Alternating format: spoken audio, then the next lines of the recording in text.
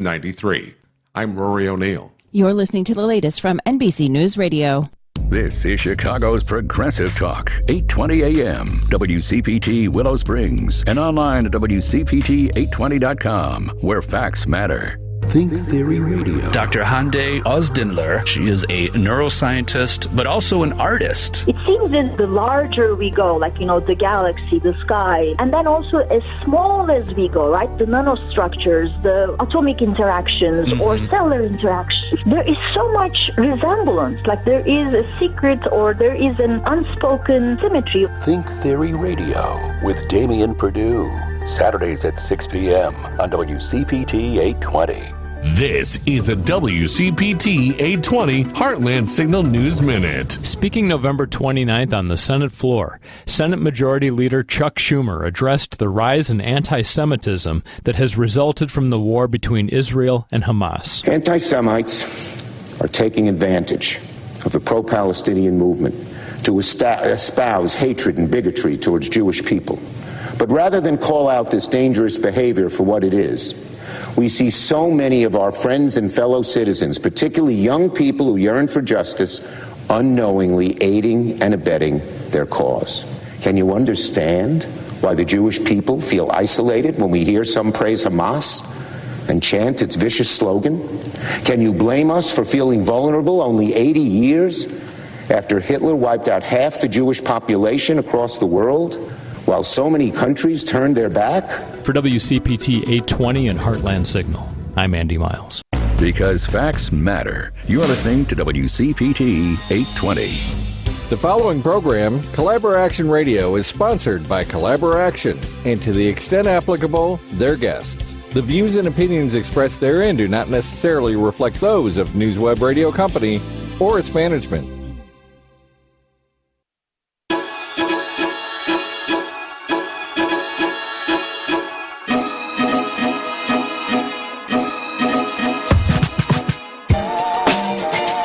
We go. Collaboraction Radio.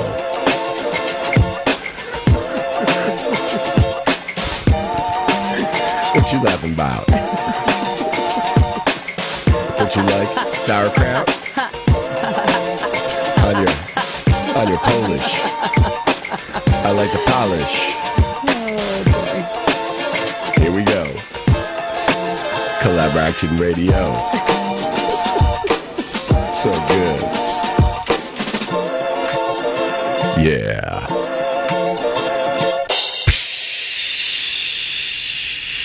Hello. And welcome to Collaboraction Radio. At the intersection of art, activism, and social change. That track was from DJ Lady D. It's our opening track, and we're thinking about turning that into a single, so stay tuned for that. Thank you for joining us here live on WCPT 820 AM, Chicago's Progressive Talk Radio. We're also streaming live on Facebook right now, and you can get us a little later on Spotify, Apple Podcasts. You can watch this on YouTube, and thank you for joining us. I'm Anthony Mosley. I am Collaboration's Artistic Director. I am also the very, very lucky husband, partner. Very, very lucky. Soulmate of Sandra Delgado. She is our guest today. Hi, everyone. So that means this is the husband-wife show.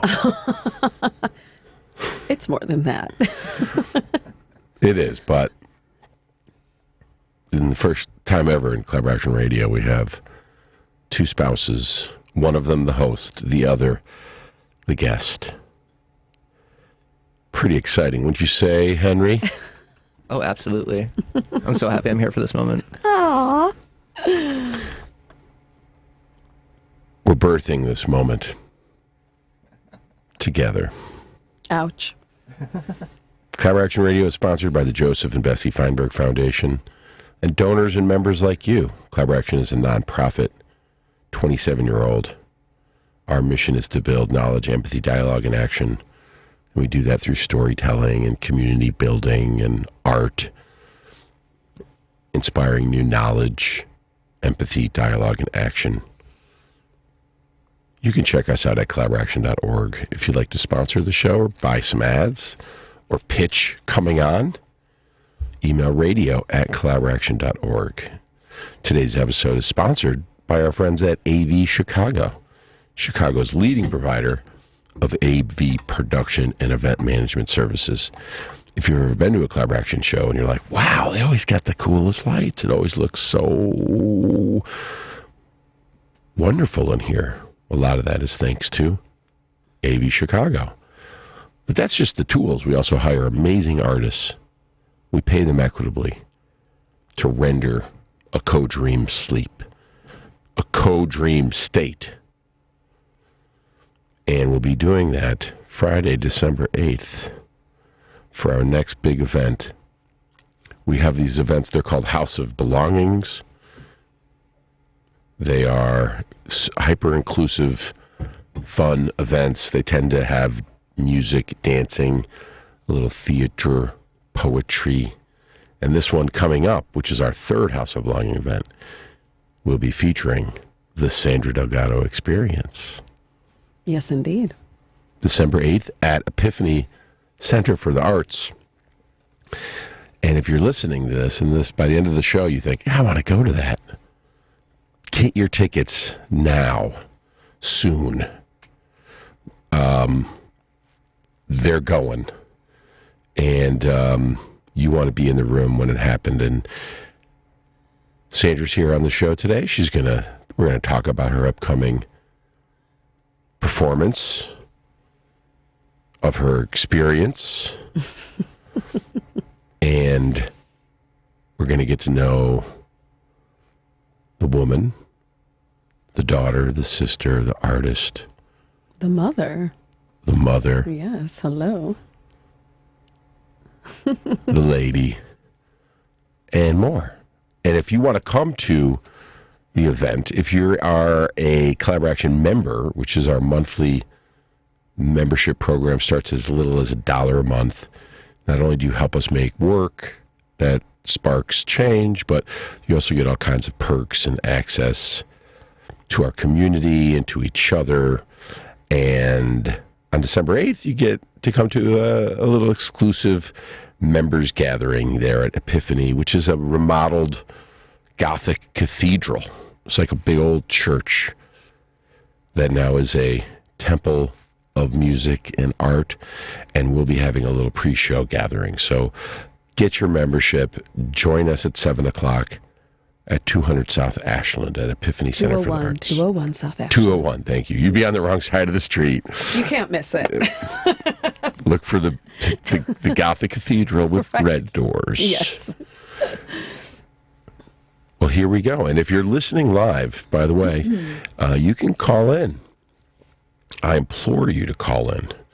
773-763-9278. That's 773-763-WCPT. Hi, Sandra. Hello, Anthony. So great to have you on the show. Life is so strange, you know? I didn't think, that we'd be sitting here on a radio show together with you interviewing me when we first met 27 years ago, but here we are. See, I knew this was going to happen. It was one of the things I saw when you sang For Me Under the Tree for the first time. Yes. Mm-hmm. Sandra, you and I met in 1996. Mm-hmm. What was the date? March 30th? 30th First. or 31st. First date was April 5th, 96. Mm-hmm. Wow. I know. Henry's like, I wasn't born yet. I was a recently turned vegan. Yes. Thin, long hair like you, Henry. Oh, wow. Skinny, a lot of polyester bell bottoms. Bought at thrift stores. Nice. Working at the Fine Arts Cafe at Michigan Avenue as a barista. I had left my finance degree from Notre Dame in my back pocket, and I had become an artist, and I met this enchanting woman on the dance floor that first night.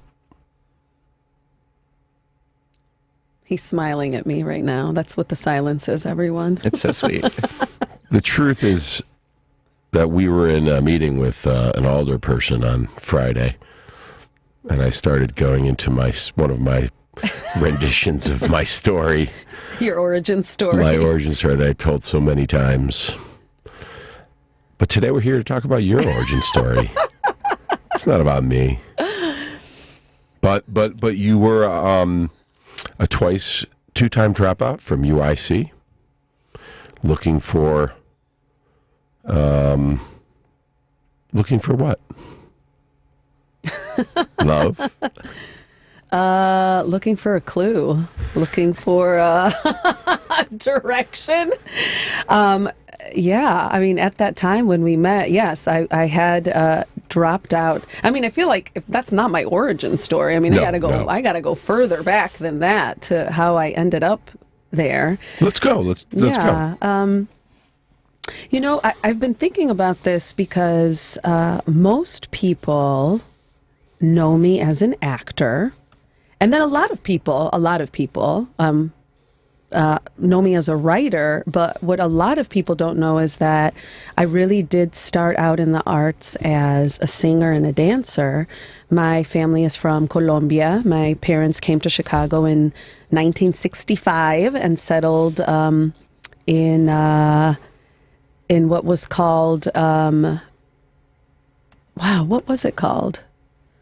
I mean, it's Boys Town now, but right by Belmont and the Lake. And I grew up, by the time I was 5 years old, I was singing in a Colombian folkloric choir, and I was part of a Colombian folkloric dance troupe. And for me, the arts, I mean, I didn't think of it as arts. It's just like what my family did together on the weekends. So for me, the arts has always been entwined with community. And so I sang and danced all through my childhood and high school. I was in all the musicals. I was the president of the show choir. Any opportunity that I had to perform, I was a cheerleader. I was a dancer. I mean, everything. And, you know, I think I fell into this very familiar first generation narrative, first kid to go to college and feeling pressure to do something with my life. And for me, that meant, and I was a really good student, actually, and I got a full ride scholarship to the University of Illinois, honors college, and I thought, okay, well, I have to be a doctor or a lawyer. And so I thought, okay, I'm going to be a doctor. That's what I'm going to do. And so I went to UIC. I could go to either school. I could go to Champaign or I could go to UIC, and I'm a city girl, and I just at that point could not see myself out in the cornfield. So I stayed in the city, and UIC has a great medical school. So I was like, perfect. And I got about 2.5 years in, and I thought, what am I doing with my life? I don't like these science classes. I don't like blood. And so I dropped out. And at the time was not in a very good relationship, and really like just was losing my way. Went back to school a year later. They gave me my scholarship back, which is amazing. They did not let me back into the honors college, which I understood, but I did get my scholarship back, and I lasted 1 year, and then I dropped out again. And really by that time, I had completely tuned out. Like even the classes that I loved the most were psychology classes, which makes so much sense in hindsight, because that's what I do as an actor and as a writer. I mean, I love human interaction and human behavior. I'm fascinated by what we do and what we say and how we treat each other. And that second time I dropped out, I was a hostess at Cafe Babariba. And one night I had to pack because I was actually moving the next day, but I didn't feel like packing because I was in my early 20s and definitely in my party girl stage. And so I asked my dear friend Emily, who was a hostess with me, what she was doing that night. And she said, hey, I'm going to hang out with some guys that I went to Notre Dame with, and you should come hang out with us because you're going to love Anthony. And she didn't even mean romantically. She just thought that we would really get along. And she was right, because here we are almost 30 years later. But that first night we met, it was interesting because we were at this awesome little bar that is not there anymore, called the Blue Note. Great little dive bar that used to be on Armitage, just east of Damon, and like old bar in the front, and in the back, and they had a jukebox with a lot of soul and R&B, and in the back they had a little dance floor. And my memory of that night was that we were standing in the middle of the dance floor with all these people dancing around us, and Anthony asked me, "What do you want to do with your life?" And out of nowhere, I said, "I miss singing. I want to sing again." And he said, "Well, I've never heard you sing, but I know you're amazing. And if that's what you want to do, you should do it." And I want to tell, I share all of that. One, because it's a beautiful story, but also because it's just, you never know when a question is really going to change someone's life. And it really is as simple as really taking someone else in and listening to them and asking them a question. The smallest thing can make a big difference in someone's life. So I encourage you all to do something like that for someone today or in the next week. So from there, the singing somehow turned into theater because Anthony was, I don't know if he shared his origin story with y'all, but he was going through a similar, transition. He had gone to Notre Dame, finance degree, and chucked all that because he wanted to become an actor and artist. And do you want to talk about that, Anthony?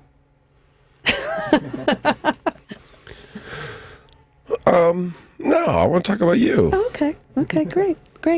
So, at the time, Anthony had begun acting, and I started just kind of tagging along to things, and pretty soon I was hanging out with Collaboraction Theater Company, which had just started, was founded by our dear friend Kimberly Sr., and Anthony became involved. He was in the third show that they ever did, and I was just always kind of hanging around. And even though I told Anthony that I miss singing, I was actually terrified to sing. Terrified. And we were together maybe 3 months before I finally got up the guts to sing for him. And we were in Lincoln Park, and it was like late at night, and we were under a tree, and I sang him this Colombian love song, and that opened up this door for me, where I then sang like at his birthday party, and Kimberly heard me sing, and she said, "Oh, well, this next show that I'm directing for Collaboration, you should be the pre-show entertainment." And so what it was, Collaboration back then was producing shows at this little coffee house called the Café Voltaire, and we were doing shows in the basement, splitting the door with the cafe, charging like $10 a ticket or something like that. And we had like little clip lights. But anyway, it was the mid-90s. So I was the pre-show entertainment and doing all these songs a cappella. And because it was the mid-90s, it was like Portishead and Ani DeFranco. And I threw in some Ella Fitzgerald. And it was really, really big for me. And from there, I got involved in the theater world and never looked back. But interestingly enough, I wasn't doing anything that required me to sing. I never did musicals. I ended up, the bulk of my work has been in very heavy, dramatic work where, just very traumatic work, actually. A lot of, one of my IMDb credits is Crying Hispanic Woman, and I will say that the bulk of my work as an actor has been in that genre. And fast forward many, many years, probably I was about, several years into my acting career when I was encouraged by Collaboration, by Anthony and our associate artistic director at the time, Seth Boakley, to write something for the company for our sketchbook festival, which was a festival that we did of short plays. And I was inspired to create a piece inspired by my grandmother's death. And at the time, I was very scared of death. And my grandmother died one day making rice, which is, I grew up every day of my life making rice and eating rice. I love rice. And he's showing me something. I saw my grandmother minutes after she had a stroke in the middle of making rice. So she was in the kitchen and there was raw rice scattered all over her body, around her body. And that image had stayed with me. And because she looked so peaceful, she looked 20 years younger, the wrinkles on her face had softened and it wasn't scary. It was beautiful.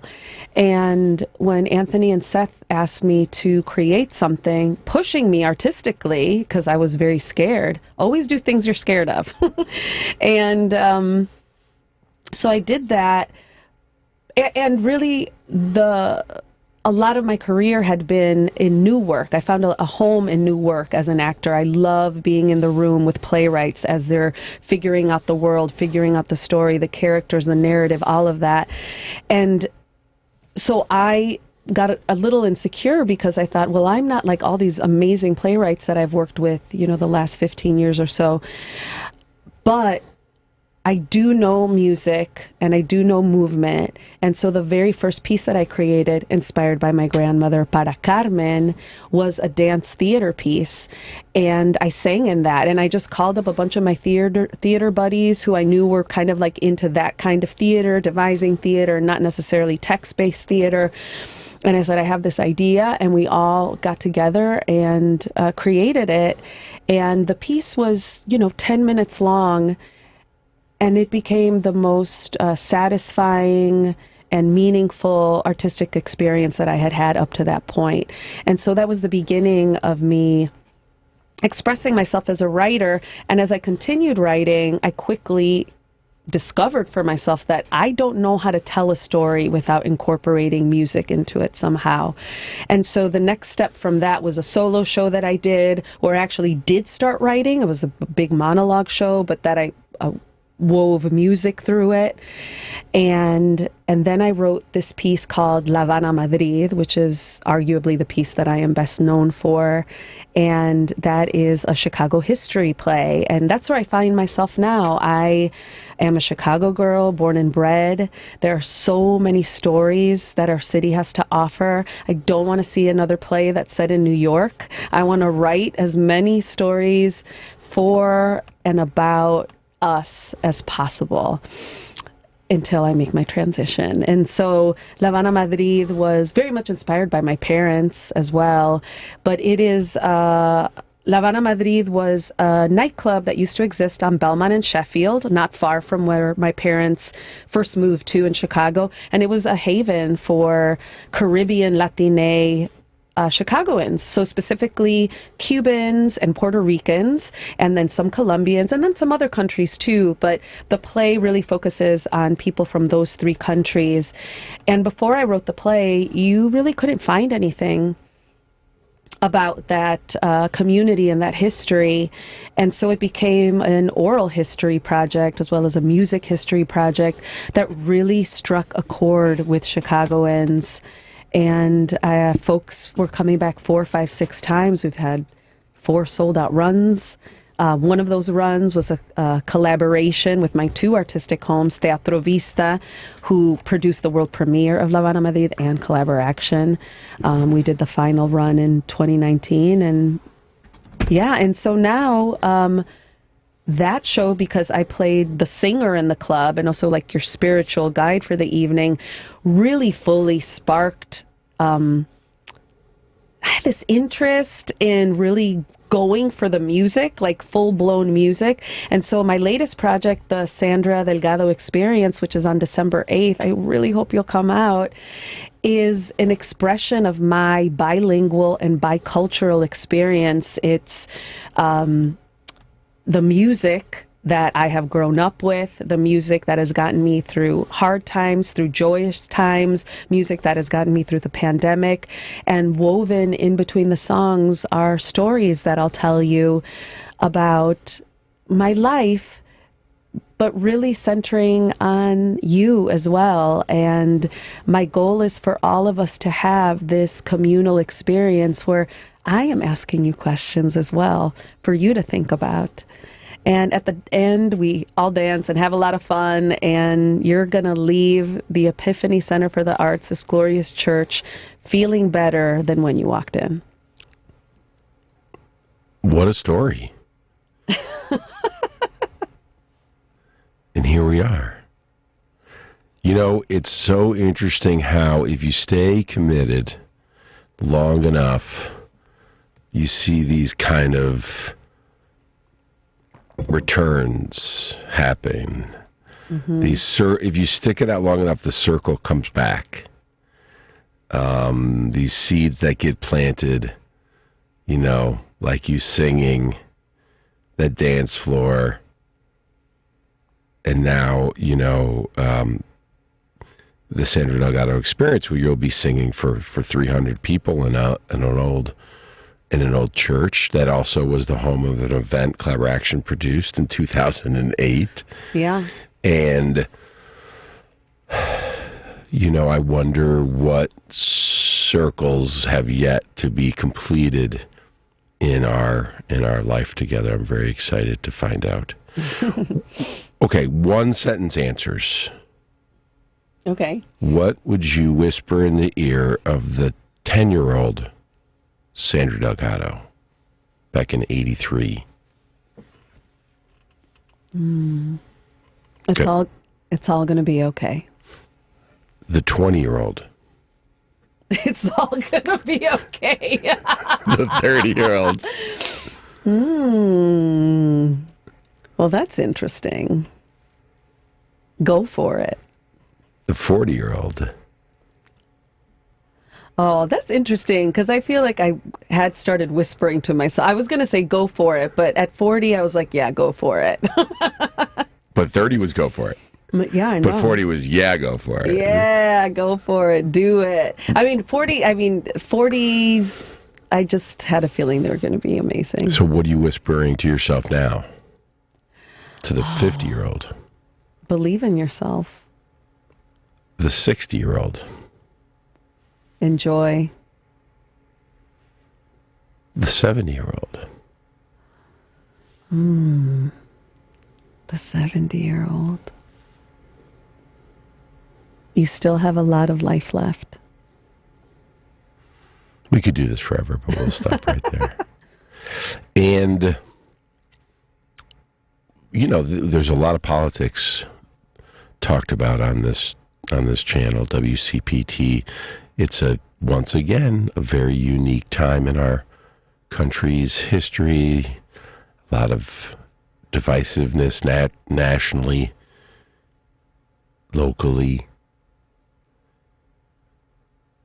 What's on your heart as we hit into the holiday season of 2023, and what do you want our live listeners and future podcast listeners to take from what you bring to the table of connection and community here, being alive on this little planet?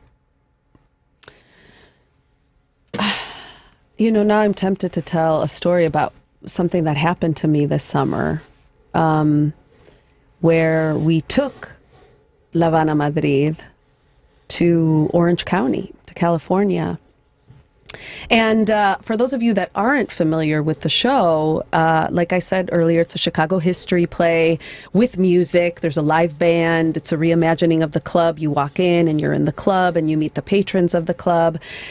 And it's what I would say is a wholesome show that doesn't shy away from Chicago history. And Chicago history of the 60s, and also what was happening in that time. And it deals with racism and police brutality and gentrification and classism and racism and all of the big ones. But overall, a very family-friendly show. And the reaction by some people, I mean, overwhelmingly people enjoyed it. But there were some people that were calling the theater, complaining about some of the content, which really had to do with history that people didn't want to face. They thought they were coming to a really fun, like, Latino show where Latinos were going to sing and dance for you. And it's like, yeah, the show is that we are going to sing and dance for ourselves. But we're also going to talk about what was going on, and also the stuff that is still going on. And I think that's also why the show has resonated with people, because a lot of the things that we talk about in the show are still happening right now. And so people were calling the theater and complaining. And when the theater told me this, I said to them, I am happy to sit down with any patron, any staff member who wants to talk about any of this stuff, because we're not going to get anywhere unless we have these difficult, uncomfortable conversations. And at the end of the day, you don't have to agree with me. I'm not going to I'm not going to convince you, but we have to agree to sit down and listen to each other with respect.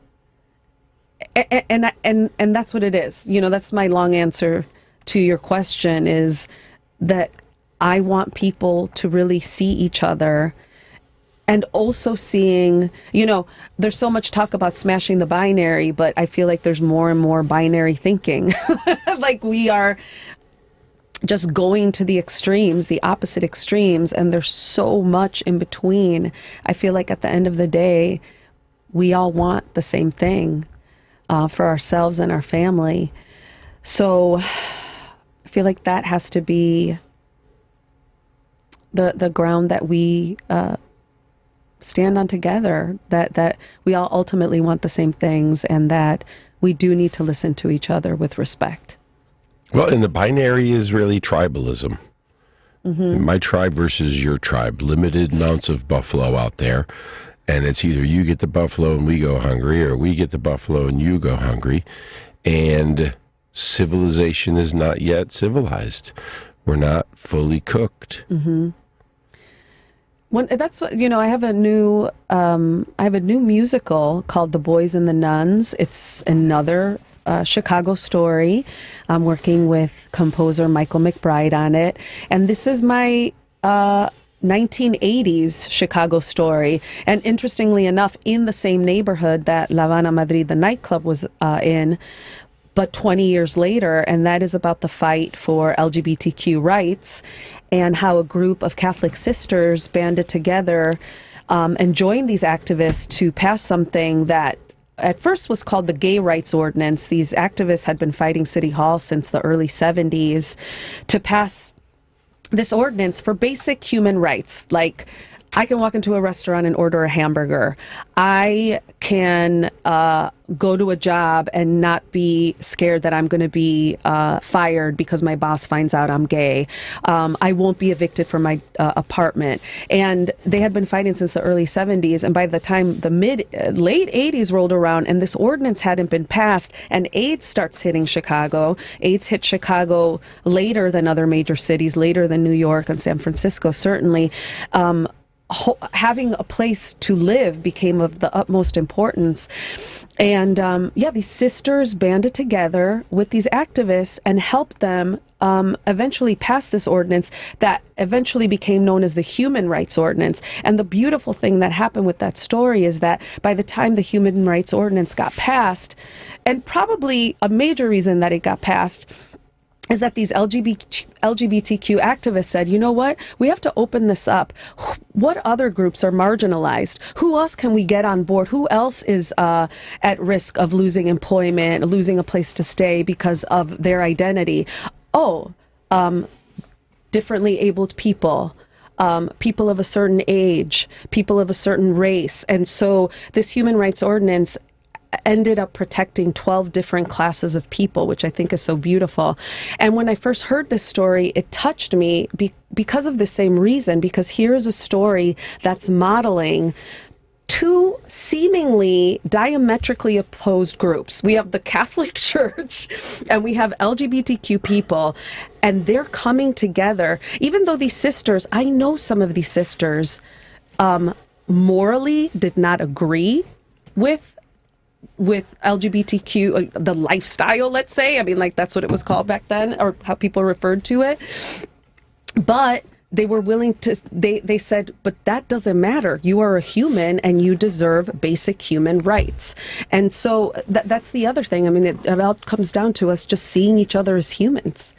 So I love the story so much. And now, because it's me writing it, I had to find a way in to center Latina lives, and so the musical follows this young musician Pablo, who I say he is gay and not out, and he is a musician and not out, and so the story is him finding his way in the world, and it's all framed around this fight for LGBTQ rights, and these women religious, these sisters also fighting for equal rights within the church. There was this movement back then of women who were fighting for priesthood, and we know how that's gone. So, wait, are you saying that if different folks from different causes band together, they would be unstoppable? Yeah, pretty much. Wait, are you saying that if all the people that basically don't believe in the system so much that they don't even voted, they could put me into office? I would not want that job. I don't think, and that's a big part of the problem. Yeah. Nobody really wants to be president. Mm-hmm. Nobody really wants to be mayor. Or if you do you want to do it for the right reasons? Mm-hmm. And then when you get there, can you still fight for the reasons that you wanted to get to in the first place? It gets complicated. And that's the great thing about being an artist. Yeah. I mean, this is the freedom that I have to express myself and express my views and get to know people, because so much of what I do is interview based. I interviewed dozens of people for The Boys and the Nuns, dozens of men who lived in Chicago, lived through the AIDS crisis and the pandemic, and how many of them did I talk to that said, I'm the only one of my friend group left? In the midst, and you were talking to them during the pandemic. Yeah, that got really trippy because I started working on the piece. Yeah, it was during COVID, and I was working with students at Loyola. I was the artist in residence when I first started working on this piece, and we found ourselves in the pandemic, doing a show also during a pandemic that took place during a pandemic. One of our first guests on Collaboraction Radio was Honey West. Yes. Who I met through you. Yes. Honey consulted on the piece. One of the characters is a transgender character. And remember Henry? I think so. That was a while ago, though. Yeah. Second or third show, she sang. Oh, she was Honey. incredible. She's amazing. She really took the time to really think about how to use this platform. Like, she really came in and had, done her research about Collaboraction, and it was really cool. And what a beautiful person and talented artist. Going back to your life story a little bit. Okay, so there we are on the dance floor. And I can cut up multiple rugs at the same time. It's true. He is a very good dancer, everyone. Ridiculously good, especially for my size and my girth. and just goofy dancing with rhythm. With rhythm, I used to, anyways. And, I spin her around about 300 times, dip her a couple times, do the arm, the shoulder thing where you pull the hand down the shoulder. And then I said, so what do you want to do with your life? And she says, I don't know. I said, come on. She said, I never told anybody. I said, this would be a great time. She said, I want to sing. And then, she told that story earlier.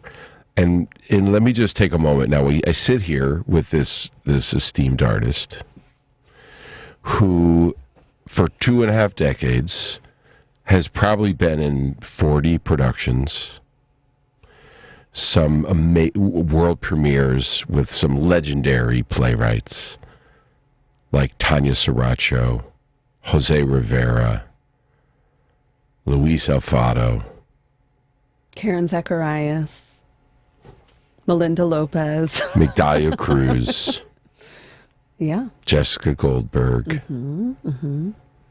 yeah, a lot of people. Brett C. Leonard. She's done some TV and film work. Yeah. Who'd you work with? What? Oh God, I don't want to talk about my TV and film work. You worked with Christian. I don't know who you're Christian. Wrong name. What was that one show you were at? It was called Minds something. Oh gosh, I don't know.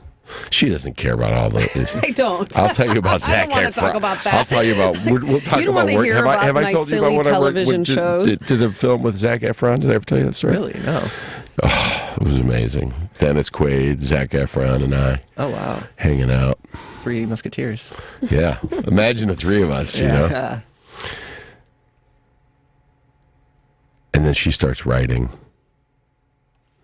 Levana Madrid, 4 sold-out performances in Chicago, Steppenwolf, the Goodman, the Den Theater, Miracle Center, and then out in Orange County. She got herself on the wall on the Cultural Center of Chicago down there, the Carrie James Marshall mural, with the women who have made a impact on Chicago culture. Yeah, I'm actually the youngest woman on that mural. The mural is on the west-facing facade of the Chicago Cultural Center, and it's this beautiful mural by Carrie James Marshall that, as Anthony said, has 20 women of Chicago arts and culture, and it's a series of trees. So I am on a tree with Gwendolyn Brooks and Oprah Winfrey, so no pressure. That's crazy. That's so cool. Because I don't want to be the weak link on that mural. You know, I'm like 20 years from now, like, who's she? Why is she up there? So being on that mural is an incredible honor, and I also see it as fuel and really an amazing responsibility to keep doing what I'm doing. It's like if the cultural center of the city of Chicago is like, you know, the body of the city, Carrie James Marshall tattooed your face onto its back. Yes, because it's permanent. It's there. It's on the brick. And you're on the board of directors of the Chicago Public Library. Yes, it is an honor to serve my city in that way, and I'm a big. I remember going to the Chicago Public Library to get my very first library card. My dad took me to the branch right on Belmont. You know, that was where we lived, right by Broadway. And I remember got Chronicles of Narnia. That was my first book that I never returned. And when I was, you have to go to a city council meeting and they have to vote on you. They have to approve you being added to the slate of the board of directors. And so I told them this story that I never returned my first library book. But the Chicago Public Library is amazing. And, we just had a board meeting and I just get to kind of soak in the incredible work that the commissioner and everyone that is part of the Chicago Public Library system, how invested they are in Chicago and in making the library not just a place where you go to get books, but as a community center, as a resource, mental health resources, and just incredible programs for Chicagoans of all ages. So if you haven't been to a library lately, please go and hang out. And there's also tons of online resources that you can access from the comfort of your home. So Johnny on the spot, Jay Kelly, our PR guy, just posted on... There's Sandra. I don't know if you can see that on Facebook. Thank you, Jay, for the assist. It's always good to have Jay Kelly in your corner. Jay, feel free to call in 773-763-9278 if you want to join us. The library, the thing that we all need to remember, and maybe I'm just talking to myself, is that the library is the government's way to create a portal of knowledge and ideas. And for many years, the only way to really get that stuff was in books. But now, there's other ways to get knowledge and ideas. Books is one way. And it's not just about taking them in, it's also about pushing them back out. And you know, the library just has so many different programs and services and ways that they can help you grow your knowledge and your ideas. And so if you are somebody who has knowledge or has ideas and needs a place to put them or wants to water them, you know, go check out your local library. Absolutely. It worked well for Chance the Rapper. It sure did. True. In my early, in my early 20s, like that was, I could go to the library and go find books written by, you know, directors and actors and artists and thinkers and Deepak Chopra. Folks, we don't have all the answers. If you think you have all the answers, I'm here to tell you, you're wrong. You don't. We still don't. Even Elon doesn't have the answers. Nobody does. The only thing that we really know is that we are alive. And we don't even know what that means.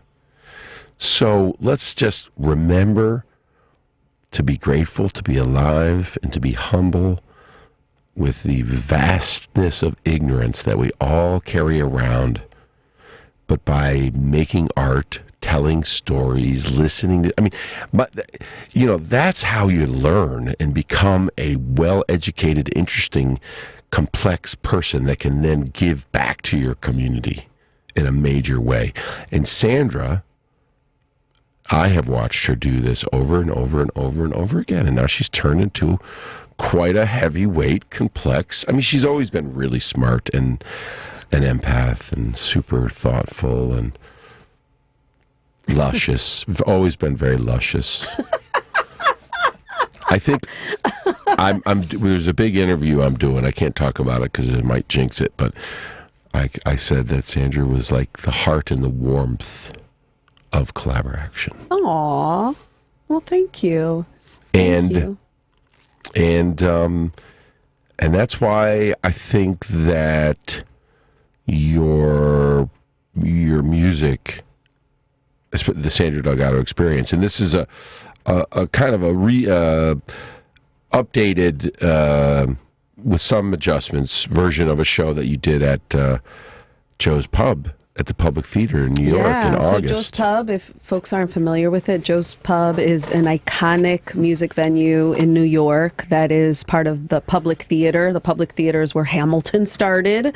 A lot of people know it because of that. But Joe's Pub is, like I said, legendary venue, and the Sandra Delgado Experience was there a couple months ago, and we had a great show. And yeah, this is it's kind of the same show, kind of different because it's a different space. It's a different space and different band. I've got some really incredible musicians from all over Chicagoland joining me. And what I am finding each time that I do this is just, I just really love, you know, when you write a play, there's that distance with the audience, and I am a performer, so I am finding something really special with the SDE. So I'm not saying Sandra Delgado Experience 20 times, but with the SDE, just the contact that the audience and I have with each other, this really like kind of communal thing that I'm building is something really exciting for me, and that's being reflected back to me when I talk to audience members afterwards. Something that people say to me is, this is the thing that I needed that I didn't know I needed. So it's like kind of a concert, kind of a cabaret, kind of a storytelling thing, kind of a communal ritual thing. It's like all of these things, all these different parts of me kind of wrapped up into one. And I really hope you can join me. It's a really great thing to grab a bunch of people you love and experience together. Great way to start off the holiday season. And where do folks get those tickets?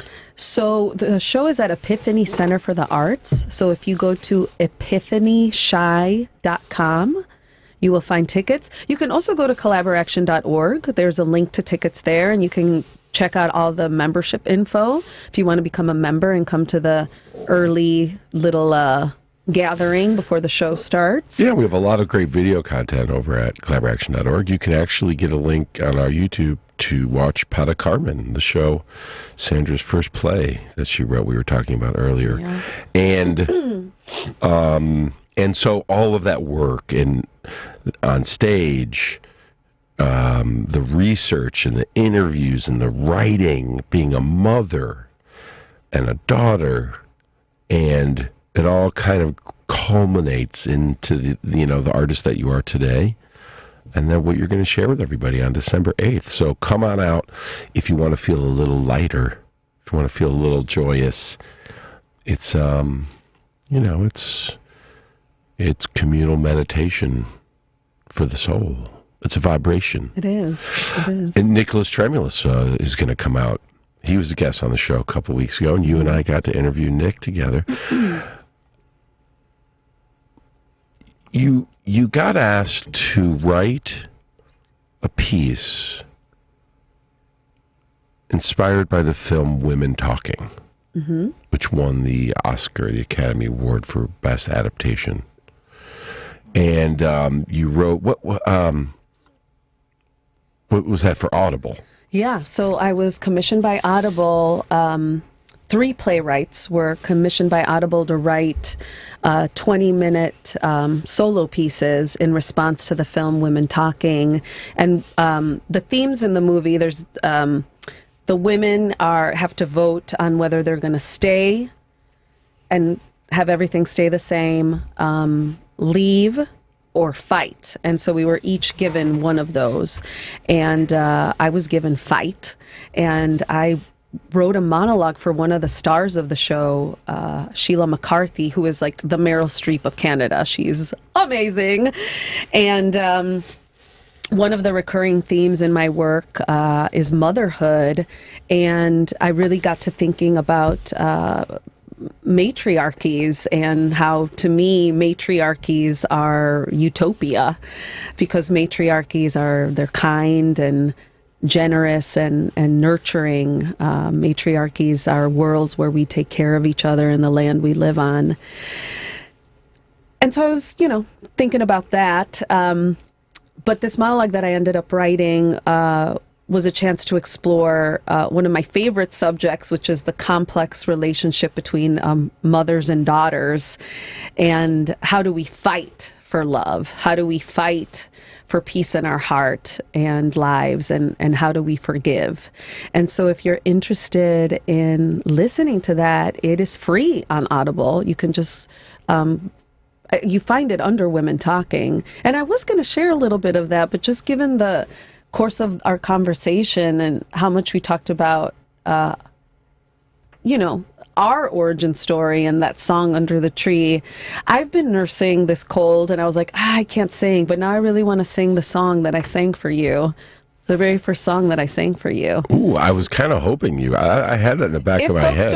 It might be a little rough because I'm, getting over this cold. But I feel like, that's what I'm kind of moved to do right now. Perfect. Yeah. So this is a Colombian love song. It's called Sindamanoy. Sindamanoy is a river.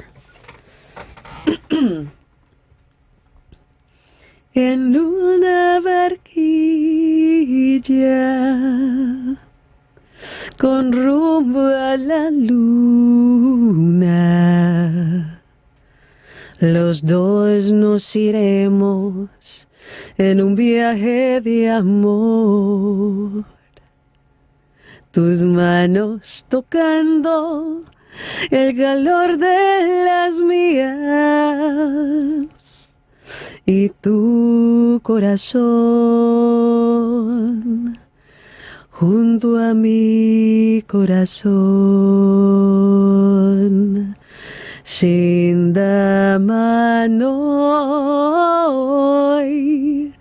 Sindamanoi,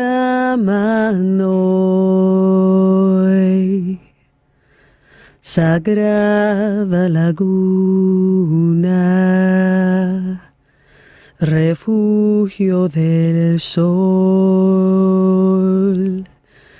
Las flautas del tiempo dirán a tu oído la canción que nunca te pude cantar. Y en el fondo del agua temblarán las estrellas y un rumor de olas nos arrullará, y un rumor de olas nos arrullará. That was Sandra Delgado singing a song she sang for me under a tree in 1996. Sotomanoi. Sandra will be on WGN this Thursday morning at 9:55. Yes, with the whole band. With the whole band. The whole band, yes. So y'all, Thursday, December 7th, set your alarm to get a sneak peek of the performance after you've already bought tickets, because I don't know, maybe the show will be hard to get tickets to by that date. Yes, there are just a few table seats left, just a few general admission seats left, so get those tickets this weekend. Seriously, epiphanyshy.com. I really hope to see you all there. We're going to have a really beautiful night together. Wow.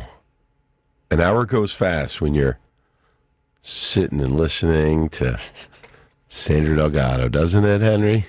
Absolutely. How about that song, huh? That was beautiful. She sang that. It was 3 a.m. We had gone to Shelter, which was the nightclub of nightclubs, back when nightclubs used to be cool. Exactly, yeah. They were, and I swear, I saw my future floating in the tree behind her as she sung.